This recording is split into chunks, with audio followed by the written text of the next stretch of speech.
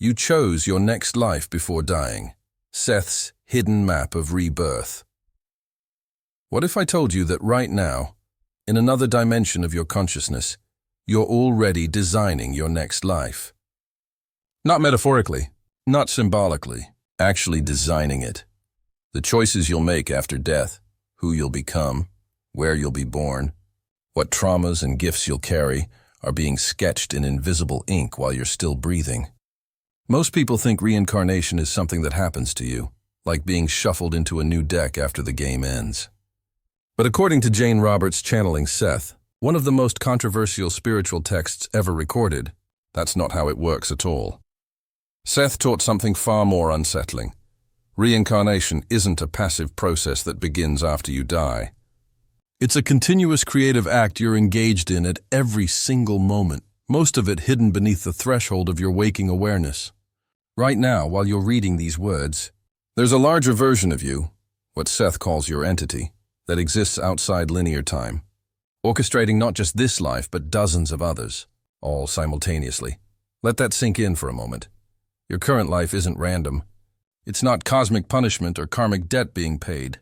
It's a manuscript you wrote before you arrived, complete with plot twists, character arcs, and a set of themes you promised yourself you'd explore. The poverty you were born into, chosen. The parents who wounded you, selected. That inexplicable talent you've always had, planted deliberately before birth as a breadcrumb trail back to your purpose. But here's where it gets shocking. The you who wrote this life isn't the personality reading these words right now. It's not your ego, your memories, or your fears. It's something vaster, your entity, the multidimensional author who sits outside time, conducting an orchestra of lifetimes like a composer arranging movements in a symphony. In Seth's framework, detailed extensively in his books, Seth Speaks and the Nature of Personal Reality, your current personality is just one note in that symphony. Important? Absolutely, but not the whole song. Seth describes this process with stunning precision. He says that before you incarnated, your entity reviewed every lifetime you've ever lived. And yes, according to Seth, time isn't linear. So you've already lived your past, present, and future lives from the entity's perspective, and identified the gaps. What haven't you mastered yet? What experiences are still unexplored? What creative challenges would push your consciousness into new territory?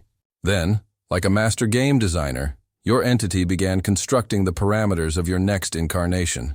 This one, the life you're living right now. You chose the era. You chose the geography. You chose the body, the family, the socio-economic starting point. Not every detail, Seth is clear about that, but the broad strokes, the essential architecture. And most controversially, you chose the primary challenges.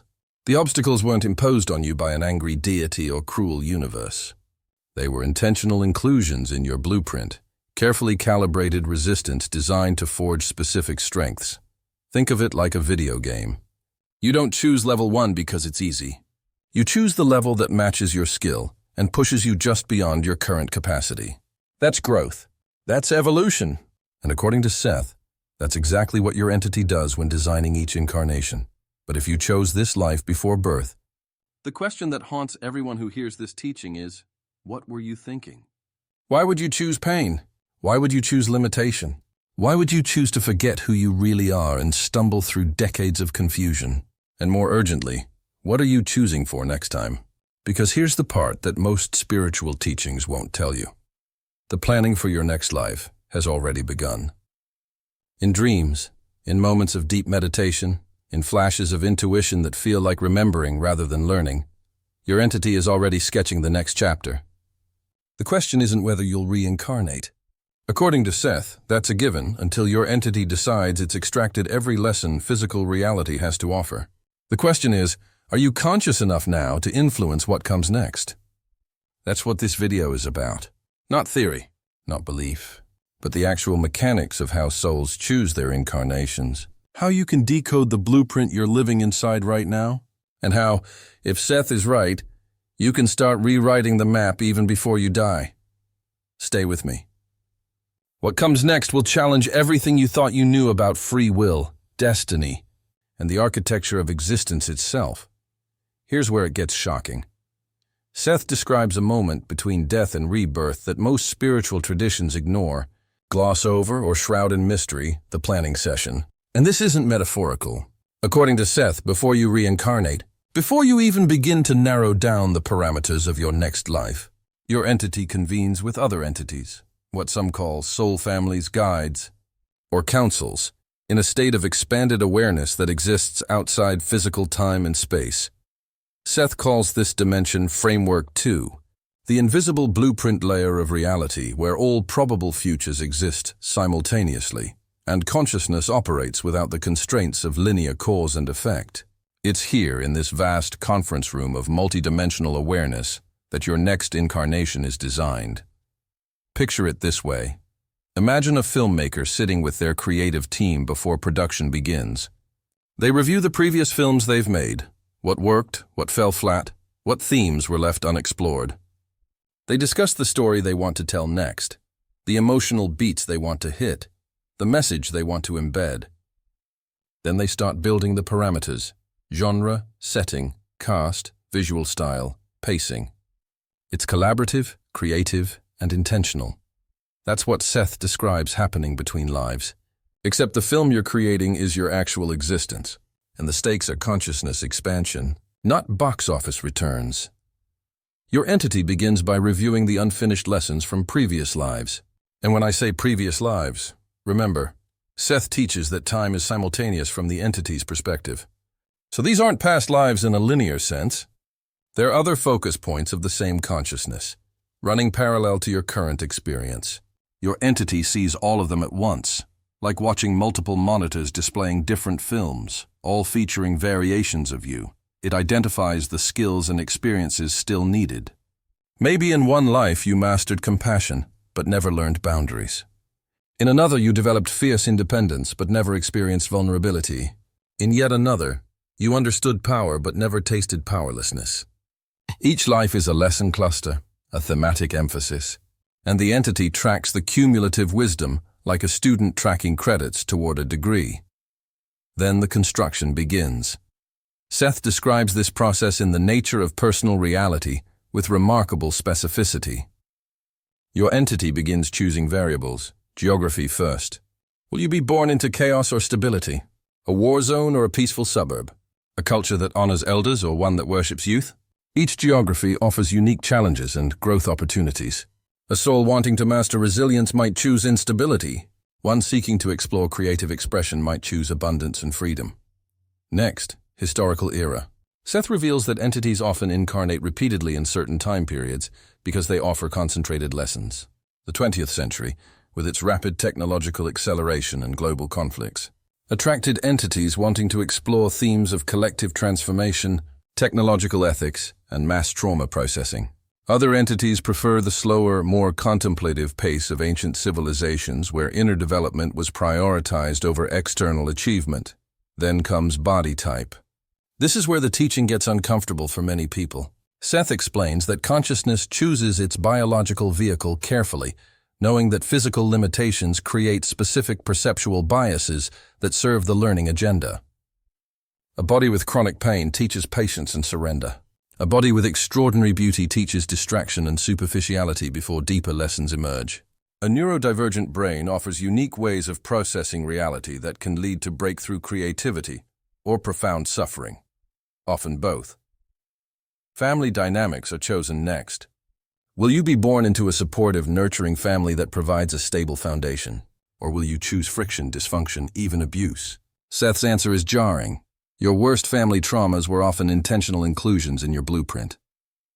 Not because you wanted to suffer, but because you wanted to learn specific lessons that only suffering can teach. Forgiveness, self-reliance, the difference between love and codependency. How to set boundaries, how to break cycles. You chose the fire because you wanted to learn heat. And finally, Seth describes what he calls pivot points. Pre-planned moments of crisis or opportunity where your growth can accelerate dramatically. These are the crossroads moments you'll face. The job offer that changes everything. The relationship that breaks you open. The diagnosis that forces you to reevaluate everything. The unexpected windfall. The devastating loss. Your entity doesn't script every detail of how these moments unfold. but it plants them in your timeline like hidden checkpoints in a game, knowing they'll catalyze transformation. The revelation here is profound and uncomfortable. Your life isn't happening to you. You're happening to your life. Every major challenge you faced was likely something your entity anticipated, even designed, as part of a larger curriculum. Not as punishment. Seth is adamant about this, but as sacred resistance.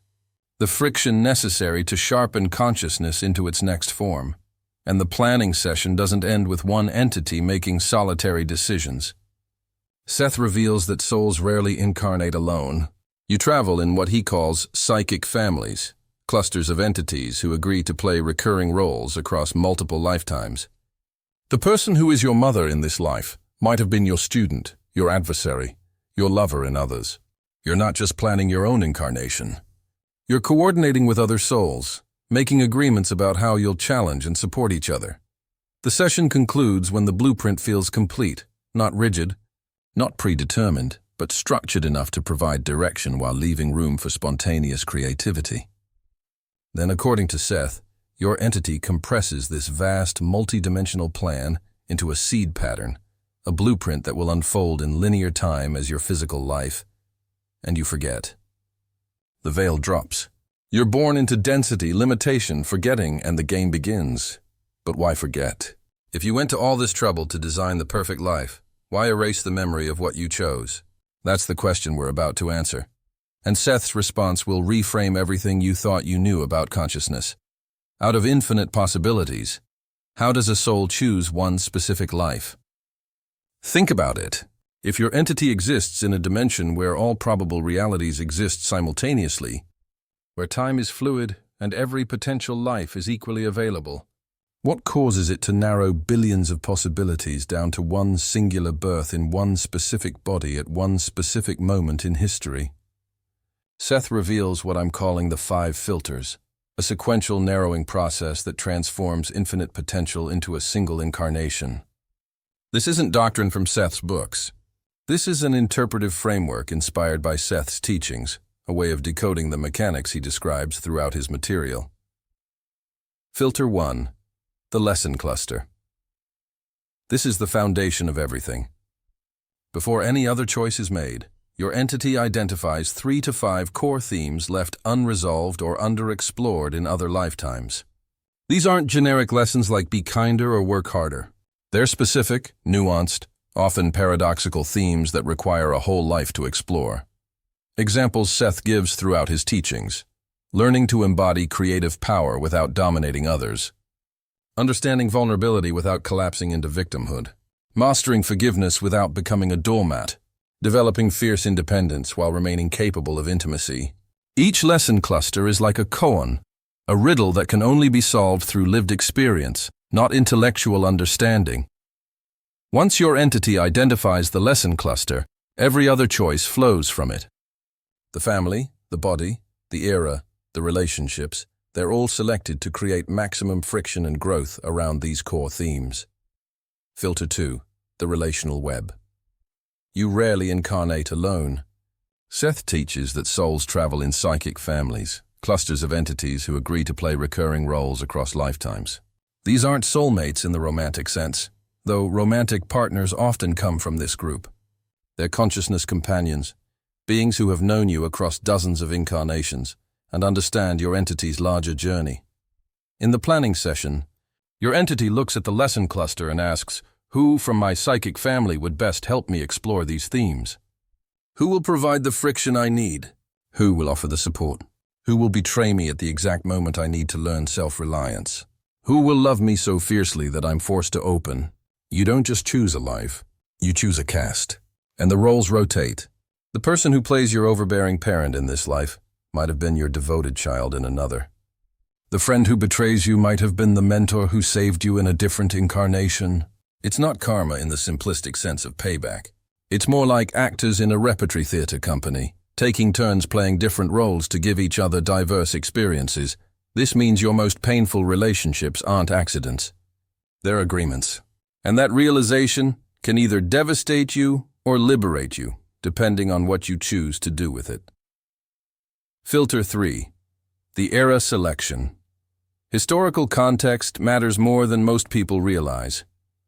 A soul seeking to master collective transformation might choose a revolutionary period, the Renaissance, the 1960s, the early 21st century, eras where old structures are crumbling and new possibilities are emerging. One exploring inner stillness and contemplative depth might incarnate in a monastic culture where external stimulation is minimal. Seth reveals that certain time periods act like specialized schools, offering concentrated lessons that aren't available in other eras. The technological explosion of the late 20th and early 21st centuries, for example, attracts entities wanting to explore the intersection of consciousness and machine intelligence. The challenge of maintaining humanity in an increasingly digital world. The ethics of artificial creation. Your entity doesn't choose an era randomly. It selects the one that best supports the lesson cluster and provides the cultural context necessary for your specific curriculum. Filter 4. The body-mind interface. Here's where Seth's teaching gets controversial. He explains that consciousness chooses its biological vehicle not as a costume, but as a tool, a lens that focuses awareness in specific ways. Every body comes with built-in biases, perceptual filters that determine how you experience reality. A body with chronic pain teaches the soul to navigate limitation, to find joy despite suffering, to develop compassion for others in pain. A neurotypical brain offers one mode of processing. A neurodivergent one offers another, often with unique gifts hidden inside the challenge. Physical beauty creates certain social dynamics. Physical difference creates others. Gender, race, able-bodiedness, these aren't random assignments. They're chosen features that create the exact social positioning your lesson cluster requires. Seth is careful to clarify. This doesn't mean suffering is good or that oppression is justified. Physical reality includes genuine injustice, structural violence, and unnecessary cruelty. But within that chaos, your entity makes choices about where to position you, knowing that certain challenges will catalyze certain growth. And here's the twist Seth adds. Some bodies are chosen because they're difficult, but others are chosen because they're easy, and that ease creates its own challenges. A beautiful, wealthy, healthy body can be just as much a test as a limited one. The lessons are just different. Filter 5. The wild card clause. And here's where the whole system reveals its genius. You don't script every detail. Seth teaches that every life includes built-in probability gaps, moments where your choices can radically alter the trajectory. These are the crossroads I mentioned earlier, the pivot points where multiple probable futures branch from a single decision. Your entity designs flexibility into the blueprint. It chooses the broad parameters, the lesson cluster, the cast, the era, the starting conditions, but it leaves huge sections of the script unwritten, waiting for you to improvise based on your in-the-moment choices. This means you're not a puppet following predetermined commands. You're living inside a structure you designed, but you're also creating it in real time. The structure provides meaning and direction. Your choices provide novelty and surprise. Seth describes it beautifully in Seth Speaks. You're both the author and the protagonist of your story, and the entity watching from outside time is delighted by the plot twists you invent that it never anticipated. The 5 filters transform infinity into specificity. Lesson cluster, relational web, era selection, body-mind interface, and wildcard clause. Each one narrows the field until only one incarnation remains. The perfect vehicle for the consciousness you are becoming. But even after all that planning, there's a larger pattern at work, a developmental map that stretches across dozens, even hundreds of lifetimes. And that's where Seth's teaching moves from radical to absolutely mind-bending. Now we zoom all the way out to see the larger pattern. Individual lifetimes aren't isolated episodes. According to Seth, they're chapters in a much longer reincarnational epic, and your entity follows what I'm calling a developmental map across incarnations. This map isn't something Seth explicitly outlined in one place. It's a pattern that emerges when you study his teachings across multiple books. But once you see it, you can't unsee it. Seth teaches that entities have what he calls reincarnational theaters, specific eras and cultures.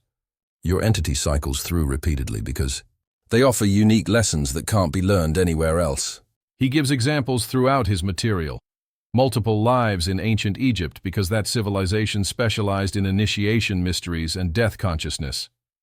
Several incarnations in 20th century war zones because that period offered concentrated lessons in collective trauma, technological warfare, and mass healing. Your entity doesn't incarnate randomly across history. It targets specific cultural contexts, the way a student selects specific courses for a degree.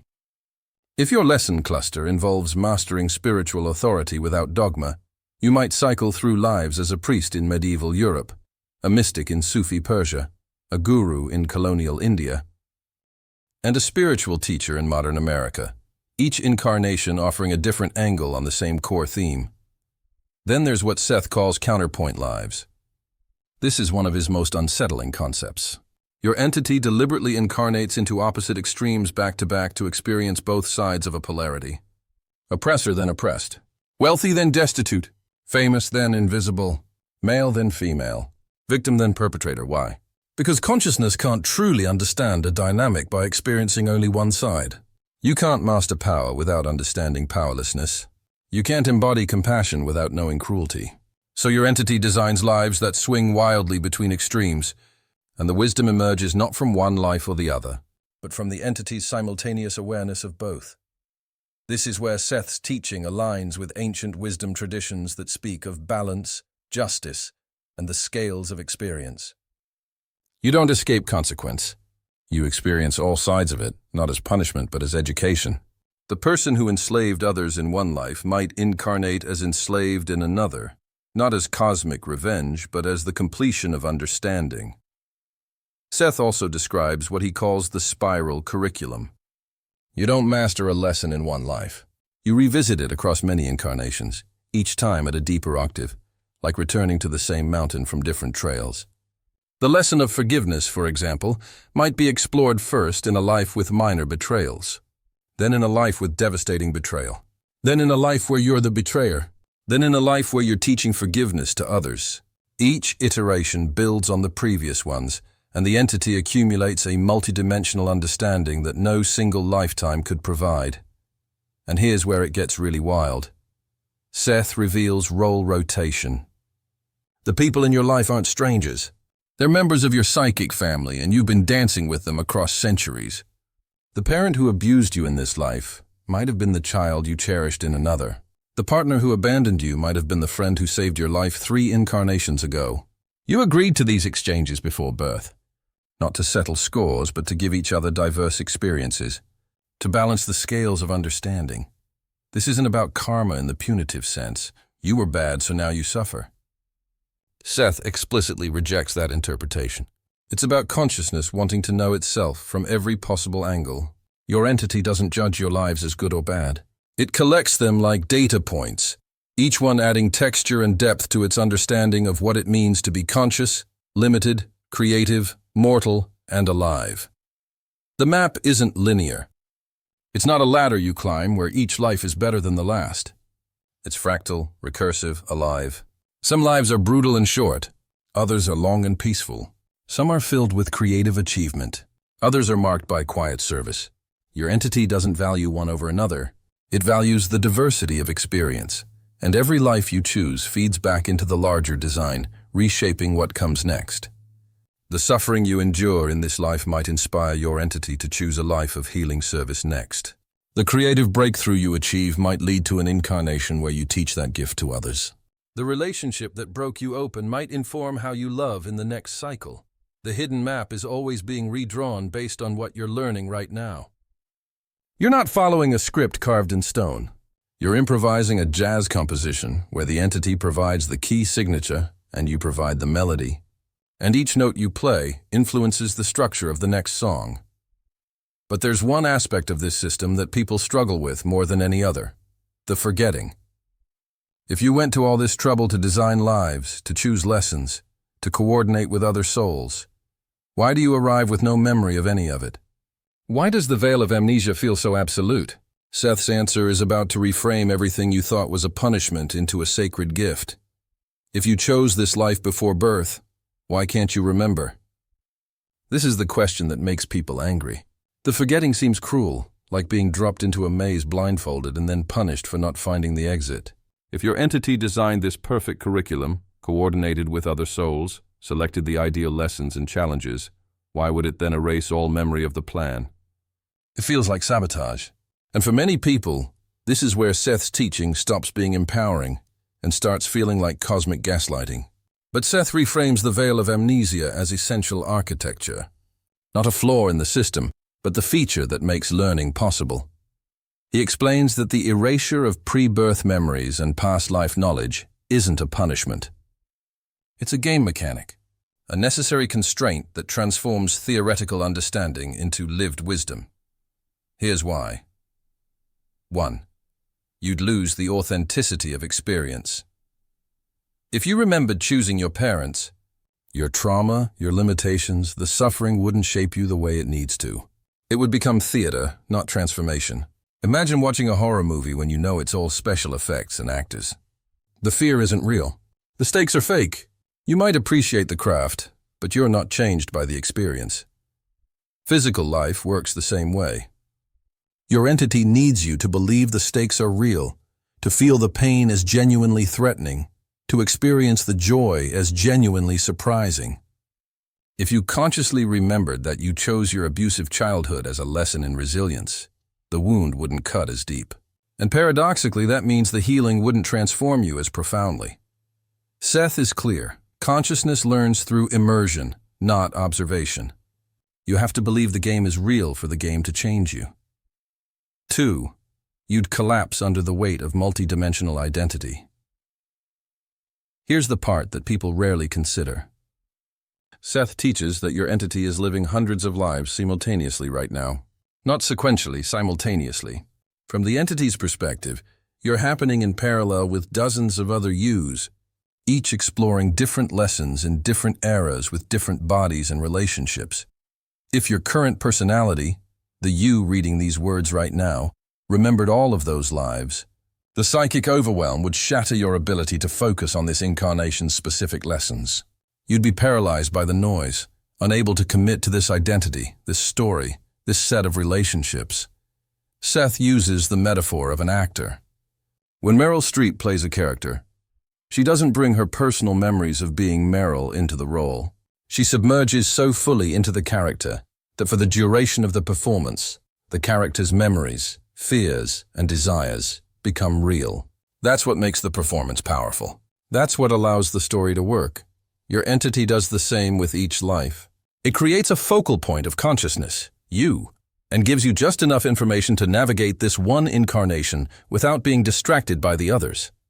The veil isn't a barrier between you and truth. It's a filter that allows you to focus, to care deeply, to invest fully in this particular story. But here's the part that offers hope. The veil isn't absolute. Seth describes it as a permeable membrane, not a brick wall. At certain moments it thins. Déjà vu is the veil thinning. Dreams where you know things you shouldn't know. That's the veil thinning. Sudden knowings, flashes of insight that feel like remembering rather than learning. That's your pre-birth design bleeding through. And some people, mystics, near-death experiences, deep meditators, can push through the veil temporarily and catch glimpses of the larger map. They come back describing the same things Seth channels, the planning sessions, the soul families, the lesson clusters, the entity orchestrating multiple lives. Seth also reveals a practical reason for the veil. It protects you from the entity's perspective. If you could see all your probable futures, all your past incarnations, all the versions of you living different choices right now, you'd be paralyzed by decision fatigue. Which life is the right one?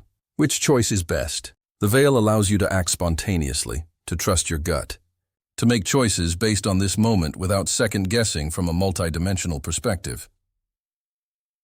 In The Nature of Personal Reality, Seth writes that the veil is an act of love from your entity to your personality.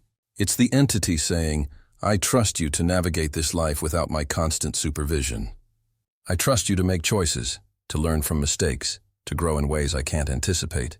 The forgetting is permission to be fully human, fully vulnerable, fully surprised by life. And here's the final piece. You don't need to remember to trust. The life you're living is already following the map you drew. Every synchronicity, every person who appears at the perfect moment, every door that opens just when you need it. Those are breadcrumbs from your pre-birth design. Subtle reminders that you're on track even when it feels like you're lost. The veil isn't punishment. It's a gift. It allows you to live authentically, react genuinely, grow from real consequence. And when the time is right, when your consciousness expands enough, the veil begins to dissolve naturally, and you start remembering not as information, but as recognition. But even with the veil in place, you're not powerless. In fact, you're bound by pre-birth agreements that are far more flexible than most spiritual teachings suggest. And that's what we're about to decode next. You've heard of soul contracts. The idea that before birth, you made binding agreements with other souls about the roles you'd play in each other's lives. Your mother agreed to wound you. Your partner agreed to betray you. Your child agreed to teach you unconditional love. It's become spiritual dogma in certain circles, and it's often used to justify staying in toxic situations. She's my soul contract, so I have to stay. This abuse is part of my pre-birth agreement, so I have to endure it. But Seth's version will shatter your assumptions. He teaches that pre-birth arrangements are more like jazz improvisation than classical scores. There are themes, key signatures, agreed-upon motifs, but the melody unfolds spontaneously. You don't arrive with a rigid contract demanding that you suffer in exact, predetermined ways. You arrive with loose agreements about the types of dynamics you'll explore together. And then you improvise the details based on your choices in the moment. Let me break down Seth's system, which I've organized into 3 types of agreements based on patterns throughout his teachings. Primary contracts are agreements with your inner circle, your psychic family, to explore specific relational dynamics. These are the strongest, almost gravitational. The souls who agree to be your parents, your children, your life partners. These aren't casual arrangements. They're deep commitments that often span multiple incarnations, with roles rotating so everyone gets diverse experiences. But even primary contracts have flexibility built in. You agree to explore themes together: power dynamics, codependency and independence, healing and wounding, support and challenge. But you don't script the exact dialogue. Your mother might agree to provide a challenging childhood, but whether that manifests as emotional neglect, overbearing control, or inconsistent presence depends on her choices and yours once you're both incarnate. Secondary contracts are looser arrangements with teachers, catalysts or antagonists who appear for chapters. Not the whole book. These souls agreed to show up at specific pivot points in your life to provide lessons, but they're not committed to staying. The mentor who appears exactly when you need guidance. The friend who betrays you at the moment you need to learn self-reliance. The brief lover who cracks your heart open and then disappears. Seth reveals that secondary contracts often feel more intense than primary ones because they're concentrated bursts of energy, not slow-burn relationships. They come in hot, deliver the lesson, and exit, leaving you transformed. Wild contracts are the spontaneous soul connections that weren't pre-planned, but emerge from the chaos of physical life. These are often the most transformative because they carry the energy of surprise, novelty, the unexpected. Your entity couldn't have scripted them because they arise from your spontaneous choices once incarnate.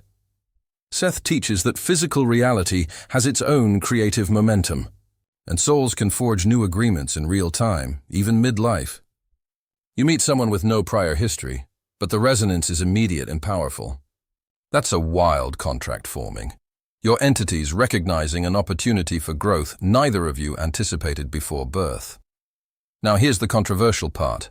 The teaching that will either liberate you or infuriate you depending on where you are in your journey.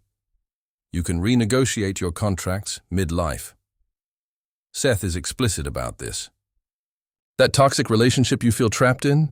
If both souls agree and agreement happens at the level of the entity, not always the personality, you can release each other from the original arrangement and rewrite the terms. The mechanism Seth describes is what he calls psychic divorce, a severance performed not in physical reality, but at the level of framework too. the dimension where agreements were originally made. How do you do this? Through conscious intention, energetic boundary setting, and what Seth describes as a clear internal declaration. I honor what we agreed to explore together, but this dynamic has served its purpose. I release you, and I release myself, with gratitude for what we learned. Sometimes the physical relationship ends immediately. Other times it transforms, the toxic patterns dissolving even though the people remain in each other's lives. The key isn't forcing change at the personality level.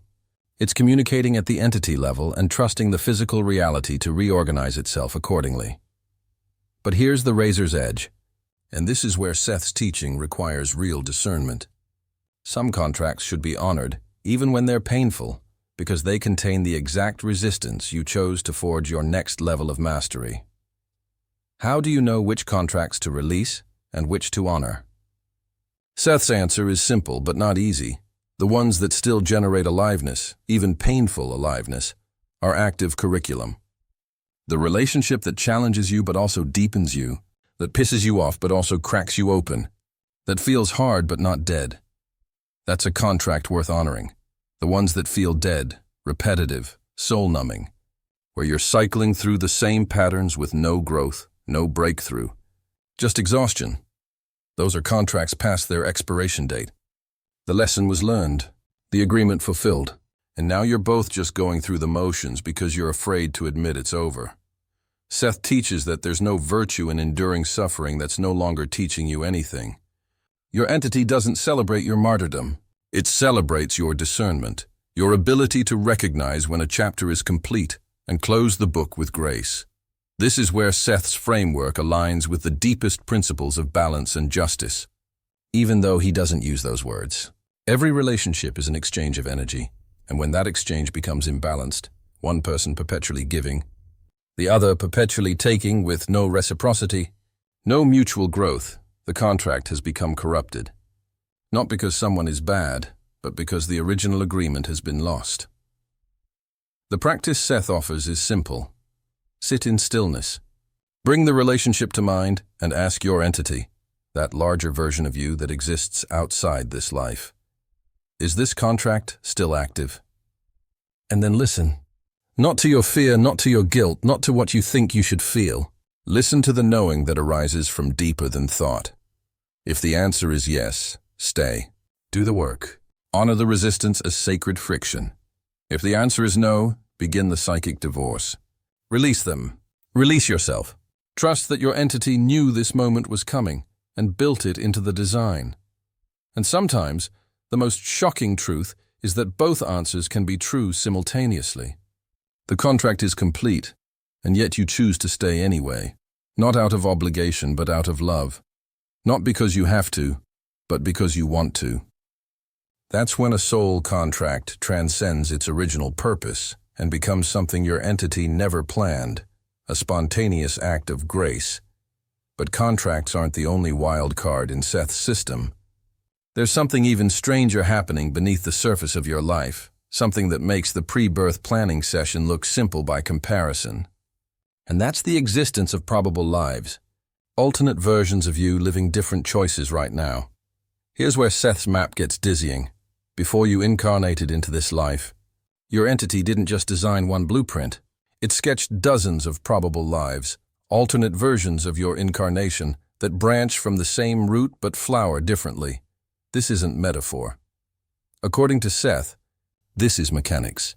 He teaches that every major choice you face activates a branching, where one version of you takes path A and another version, equally real, equally alive, takes path B. Both versions continue living, each in their own probability stream, both feeding experiences back to the entity that created them. Right now, as you're listening to this, there are other versions of you who made different choices at key pivot points and are living radically different lives. One version took the job you turned down, another married the person you walked away from, another moved to the city you only dreamed about, and they're all just as convinced that their reality is the only reality, just as certain that they made the right choice.